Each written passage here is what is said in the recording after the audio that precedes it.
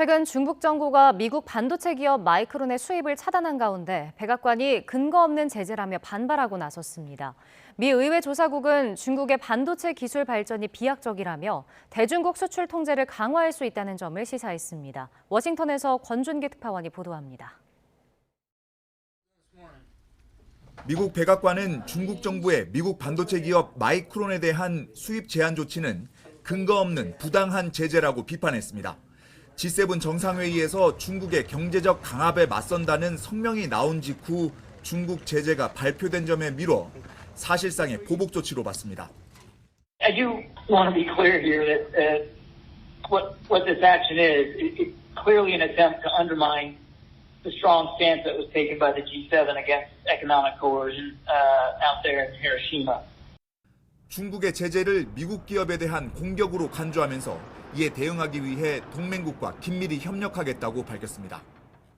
So we're going to continue to work closely with our partners and our allies, certainly inside the G7, to deal with distortions of the memory chip market that are caused by the PRC's actions. 로이터 통신은 중국 정부의 입찰 기록을 분석해 중국이 이미 3년 전부터 마이크론 반도체 수입을 줄이고 있었다고 보도했습니다. 마이크론 자리를 주로 화웨이나 유니크 등 중국 업체 반도체가 대체했고 삼성, SK하이닉스 등 한국 반도체는 중국 제품을 보완하기 위한 용도로 구매한 것으로 나타났습니다. 로이터는 중국이 외국에 대한 기술 의존을 줄이고 자국산 제품 사용을 장려하기 위해 마이크론 구매를 줄인 것으로 분석했습니다. 이런 가운데 미 의회 조사국은 반도체 산업 관련 보고서를 내고 미국의 반도체법에 따른 지원이 한국과 타이완, 중국 등 동아시아 국가에 못 미친다고 평가했습니다. 특히 따로 분류한 한국 관련 항목에서는 1970년대 이후 민관 협력을 주목하며 한국 정부가 삼성과 SK 등 선도 기업에 대한 지원에 집중했다고 강조했습니다.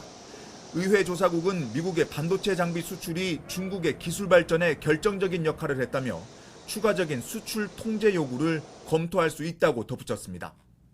반도체를 둘러싼 미중 간 갈등이 고조되는 가운데 반도체 정책을 관할하는 두 나라 상무장관이 워싱턴에서 만날 예정이어서 대화의 물꼬가 트일지 주목됩니다. 워싱턴에서 YTN 권준기입니다.